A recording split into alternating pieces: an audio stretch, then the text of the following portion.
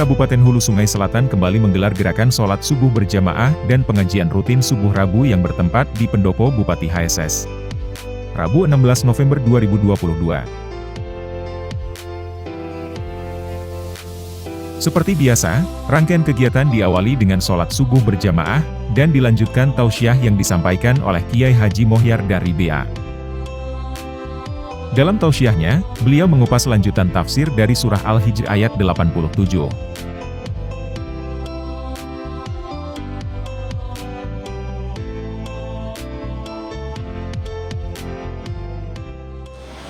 Rabbi shrah li sadri wa yassir li amri wahlul 'uqdatam min lisani yafqahu qawli. Rabbana zidna ilma warzuqna fahma birahmatika ya arhamar rahimin. Yang terhormat Bapak Bupati, Bapak Sekretaris Daerah, Bapak-bapak, ibu-ibu, hadirin hadirat yang saya hormati. Marilah kita memanjatkan puji dan syukur kehadirat Allah Subhanahu wa Ta'ala atas segala nikmat dan karunia-Nya kepada kita. Di antaranya bahwa kita kembali bisa berhadir di majelis ini, dan insyaallah kita kembali bisa melanjutkan pengajian kita, yaitu tafsir Al-Quranul Karim. Dan kita masih dalam surah Al-Hijr dan memasuki ayat yang ke-87. A'udzu billahi minasyaitonir rajim. Wa laqad atainaka sab'an minal mazani wal Qur'anal azim. Dan sungguh kami telah mendatangkan kepadamu 7 ayat yang dibaca berulang-ulang, yakni Al-Fatihah, dan juga itu adalah Al-Quranul Azim, Al-Quran yang Maha Agung. Inilah ayat-ayat Al-Quranul Karim itu di sini dijelaskan 7 ayat. Cuma berbeda pendapat para ulama tentang 7 itu apakah tabuat Bismillah atau ada. Sehingga ada nama Bismillah dan Al-Fatihah itu ada nama. Karena memang hadis itu ada bermacam-macam, ada 2, ada yang menyebutkan Rasulullah itu sembahyang itu langsung membaca Alhamdulillah. Cuma pulang diartikan Alhamdulillah itu adalah ngaran surah. Jadi ngaran surah Fatihah itu kan salah satu nama Al-Fatihah itu adalah Alhamdulillah. Kayak kita kan surah Al-Ikhlas itu kan juga disebut surah Qul Huwallahu ahad. Nah, jadi kalau dikatakan tadi Alhamdulillah itu adalah nama surah, nah berarti tetap saja Bismillah itu bagian daripada surah. Dan ada juga hadis menyebutkan bahwa Fatihah itu dimulai dengan Bismillah. Nah, jadi dalam hal ini kita harus mempermasalahkan, memang menurut mazhab Syafi'i itu Bismillah bagian dari Al-Fatihah. Nah, oleh karena itu di dalam mazhab Syafi'i itu apabila kita membaca Al-Fatihah itu sebaiknya Shiratal ladzina an'amta 'alaihim ghairil maghdubi 'alaihim waladdallin itu dijadikan satu ayat saja. Jadi ditaruhkan, cuma belum sudah tuane ada sampai lagi kita. Jadi boleh bermandat di Shiratal ladzina an'amta 'alaihim ghairil maghdubi 'alaihim waladdallin. Karena ada pun di Makkah, di Saudi itu orang memang Fatihahnya dan membaca Bismillah. Oleh karena itu pada waktu itu siratal ladzina an'amta 'alaihim. Jadi bagaimana mereka supaya jadinya 7. Nah, kalau kita rusakkan seolah-olahnya ada 7. Yaitu sekedar penjelasan tentang kenapa jadi ada yang membaca bismillah, ada yang tidak. Nah, jadi disebutkan sab'an minal masani, artinya 7 ayat yang dibaca berulang-ulang, yakni di dalam salat. Dalam sehari semalaman sekurang-kurangnya kita membaca 17 kali ya. Nah, karena oleh Nabi tidak ada salat bagi orang yang tidak membaca Fatihah di dalam salat. La salata liman lam yaqra bi Fatihatil kitab. Tidak ada salat bagi orang yang tidak membaca Fatihah di dalam salatnya. Nah, tidak ada salat ditafsirkan kada sah.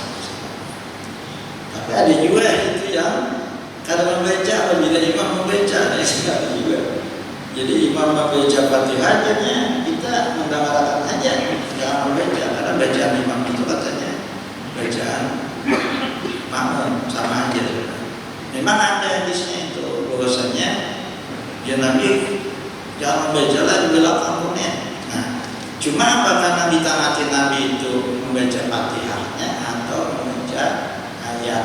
Nah, jadi memang kalau imam membaca ayat, ya, Fatihah ayat, kita jangan membaca ayat lagi kan.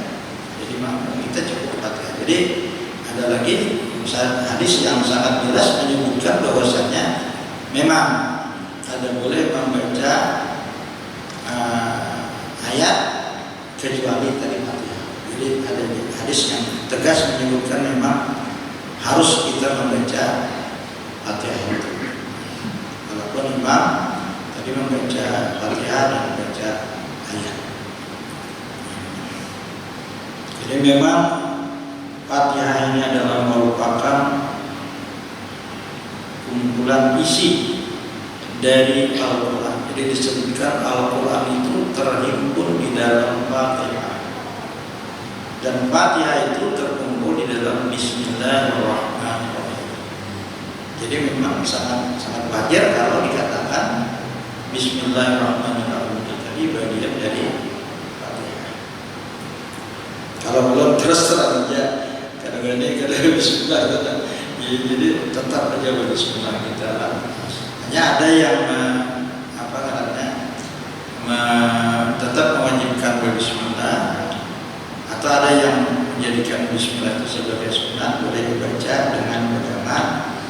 Jadi ada yang sama sekali kadang baca Bismillah, ada yang Bismillahnya bagaimana, dan ada yang menyaring. Inilah 3 macam ini yang merupakan perbedaan pendapat para ulama, khususnya para mujtahid. Ya, jadi para mujtahid memang berbeda pendapat tentang apakah Bismillah itu bagian dari Al-Fatihah atau tidak. Tapi yang penting bahwasanya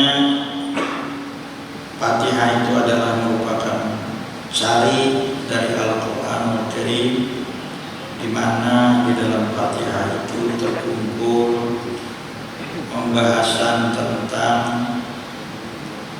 akidah, di antaranya Alhamdulillahirabbil alamin, dan juga iyyaka na'budu wa iyyaka nasta'in, itu berbicara tentang akidah. Kemudian berbicara tentang syariat, itulah ihdinas siratal mustaqim siratal ladzina an'amta 'alaihim ghairil maghdubi 'alaihim waladdallin. Jadi memang Fatihah itu isinya mengandung kesimpulan dari Al-Quran. Oleh karena itu diletakkanlah di dalam salat, dan itu wajib. Tidak ada salat bagi orang yang tidak membaca Fatihah. Dan Fatihah itu juga bisa dijadikan wasilah di dalam doa kita. Makanya setiap kita berdoa itu pada umumnya kita membaca Al-Fatihah. Ya. Jadi tujuannya apa kita misalnya Al-Fatihah itu tujuannya adalah merupakan wasilah.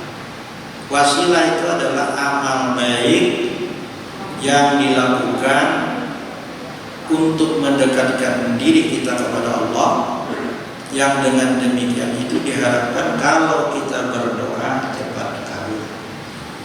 Jadi wasilah itu banyak, ya.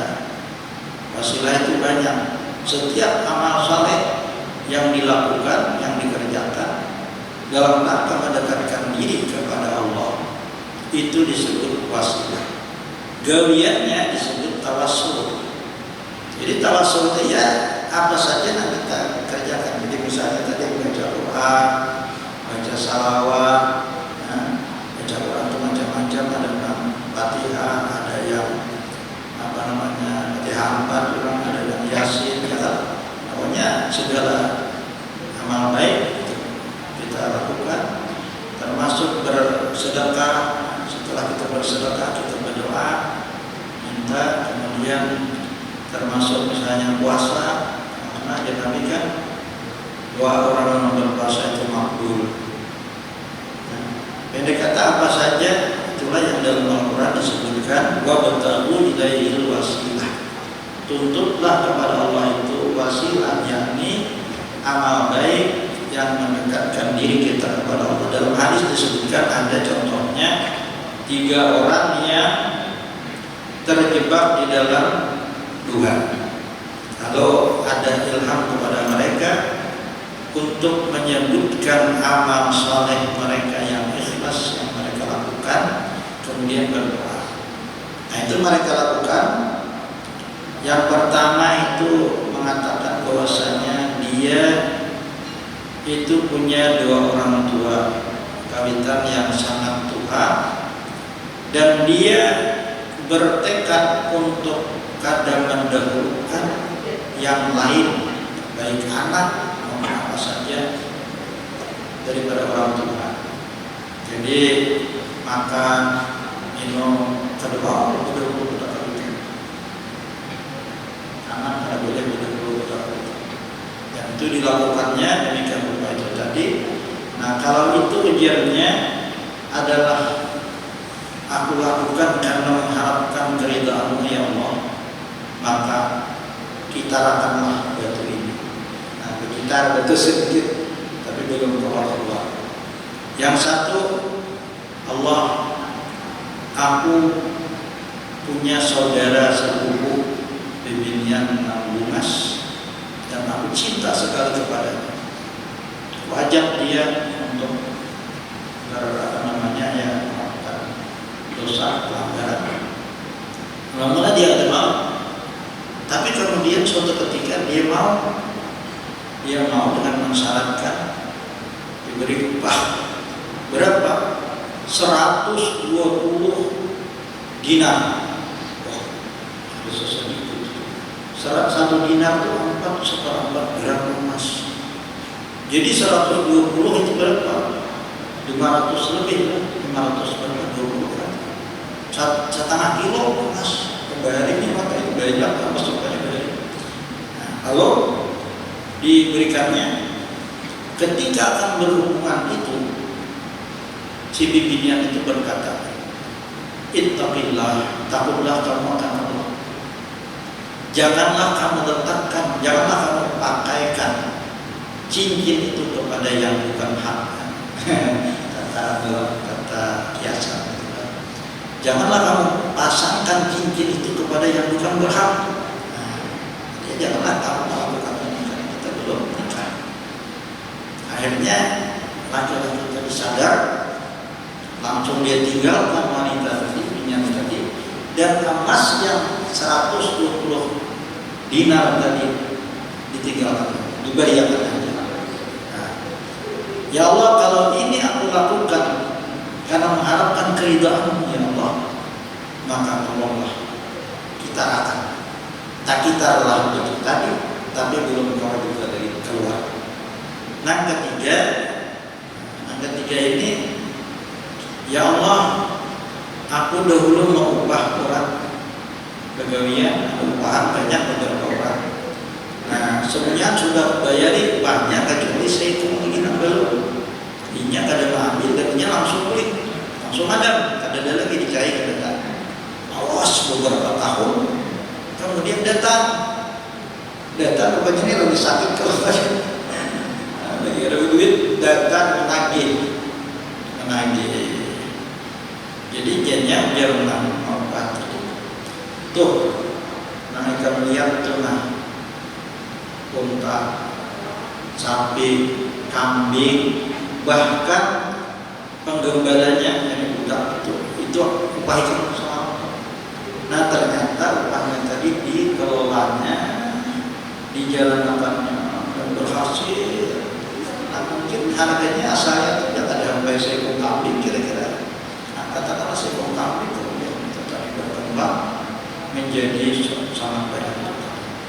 Jadi jangan bergaya, segitu lah, jangan bergaya, sekarang bergaya lah, upahnya tidak ini benar.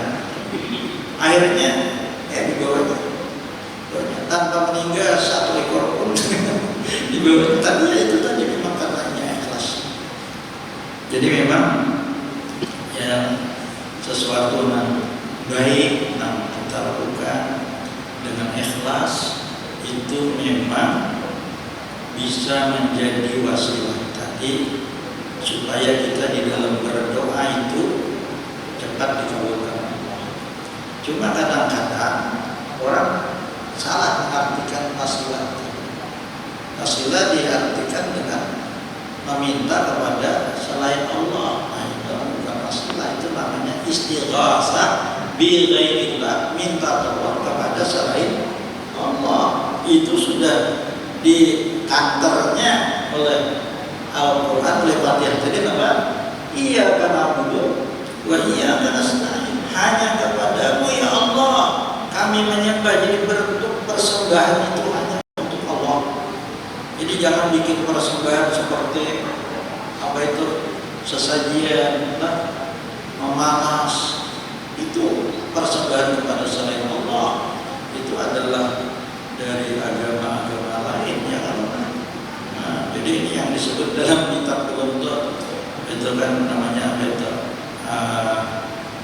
Orang menyebutnya diduduk. Jadi kadang-kadang itu di orang kawinan, pengantinan ada tak? Belum ada beberapa kali menemukan itu. Lebih pahit, lebih panas, badai diantar di bawah. Itu apa? Ya untuk disajikan, dipersembahkan kepada makhluk haus, ya, dengan harapan ada diganggu. Ya. Sebenarnya kita sudah diberikan Allah Subhanahu Wa Taala penangkal, kan? Di antaranya ya kita baca Mu'awwidzatain, 2 surah Al-Qur'an, itu bisa berlindung dengan Allah. Qul a'udzu birabbil falaq min syarri ma khalaq.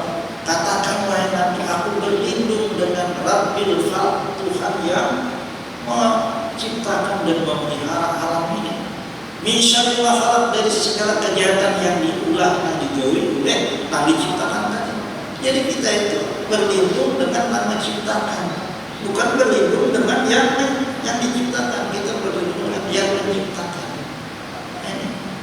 Jadi ya, maka itu memang harus kita yakini benar bahwa Allah memang Allah saja, Allah semata yang memberlakukan segala apa saja di alam. Jadi mintanya jangan ke lain pada Allah. Mana cepatnya berhasil? Minta langsung, lawan minta kepada yang lain. Maaf, contoh misalnya di sini kan yang katakanlah di rumah itu ada rumah, ampun rumahnya ada, tapi ada juga pegawainya. Kalau ada mangga di sana, kalau siapa kita minta? Kepada yang ini tadi pegawainya atau kepada yang berada rumah? Misalkan ampun rumah tuh menyuruh naik kiatannya. Nah itu. Jadi inilah Bapak Ibu sekalian, bagian daripada Al-Fatihah tadi adalah iyyaka na'budu wa iyyaka nasta'in. La tamuddanna 'ainaika ila ma matta'na bihi azwajan minhu wa la tahzan 'alaihim wahfid janahaka lil mu'minin. Nah, ini nasihat Allah Subhanahu wa taala kepada Nabi. Jangan sekali-kali kamu memanjangkan pandangan kedua matamu kepada nikmat apa-apa yang Allah berikan yang bermacam-macam itu kepada mereka orang-orang kafir. Jadi jangan kita itu silau dengan apa yang ada pada orang-orang, terutama orang kafir. Bahkan orang-orang muslim kita jangan juga silau apa yang diberikan. Jangan silau, jangan kita merasa iri dengan pengertian anak mengeruti itu bukan ada baik juga. Iri anak mengeruti ada mesti baik. Cuma dua yang iri itu baik. Pertama, orang yang diberikan oleh Allah Ta'ala, diberikan Quran, ilmu tentang Al-Quran, dan dia mengamalkan itu wajib kita, bahkan wajib kita iri itu. Nah, atau orang yang diberikan harta dan dia mensedekahkannya siap amal, itu yang baik kita iri. Tapi yang lain kata orang agama jangan iri dengan pengertian anak menuruti. Jadi anak menuruti terus. Nah, oleh karena itu jangan tapi rajin pindah ke jalan-jalan itu, jangan tapi rajin mencari diulangi. Kadang mewah baik-baik. Ya, kalau kita melihat antara itu betul Allah anak menuruti, sedangkan kemampuan kita ada sama lawan mereka, akhirnya timbullah usaha-usaha. Lihat mobil orang, ada kesudahannya. Bahkan melihat HP orang, kalau orang hanya handap, ada lampu, ada rusak. Itu karena besar pasang dari tiang. Nah ini kayaknya banyak lah teman-teman kita namanya itu. Jangan lagi diingatkan, jangan kamu panjangkan pandangan mata kamu itu kepada orang-orang yang diberikan nikmat oleh Allah Ta'ala bermacam-macam. Jangan. Nah, kita syukuri apa namanya, berusaha boleh, hendak tuh boleh Jepang, tapi diukur dengan kemampuan. Kadang-kadang ada punya rumah, tapi akhirnya apa? Tahun-tahun itu ada sedikit tuh banyak itu. Ini betapa tukang ini berapa kira-kira sekian aja. Nyata itu kan menyebut gedalinya sekian ya, kalau enggak separuhnya aja. Ada tuh pulau baik kan. Akhirnya karena tahun-tahun terpaksa dijualnya apa tadi? Dijualnya apartemen sederhana. Baik juga kalau itu tetap menyala. Nah, jadi itu hati-hati kita jangan sampai ingin meniru orang, tapi kita tidak mampu. Orang biasa bayar itu biasa di sekolah atau apa? Kata hendak jadi lembu. Ya bayar kan itu. Tahu ini lo tidak tahu diajarkan ke masih itu karena itu. Jangan seperti kata yang hendak jadi lembu. Biar kata kayak apa lah, kenalnya orang sapi. Karena sapi tahan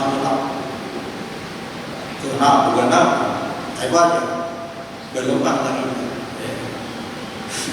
Kali belum nilainya 100. Nah itu kata-kata jadi lembu. Wala tahzan alaihim, dan jangan sedih melihat kita itu ada kayak orang, rumah ada kayak orang. Ya tapi rumah juga ada. Tapi kada sehebat, kada sebesar rumah orang, mobil juga kada sebesar, kada sebaik Ayo jangan sedih, itulah yang Allah berikan. Kalau usaha boleh aja, tapi dengan kemampuan ada apa dengan cara yang benar. Wahfid janahaka lil mu'minin, dan rendahkanlah sayapmu, artinya bertawaduklah, merendah dirilah kepada orang-orang mukmin. Jadi Nabi disuruh merendahkan diri kepada orang-orang mukmin. Jangan menyombongkan diri. Walau sidin sebagai Nabi, sebagai Rasul, jangan merasa lebih hebat dari orang-orang mukmin yang lain. Wa qul inni anan nadhirul mubin. Katakanlah wahai Nabi, sesungguhnya aku ini adalah pemberi peringatan yang nyata, yang jelas. Jadi ini Nabi, fungsi sidin, tugas sidin adalah memberi peringatan. Sudah jelas itu.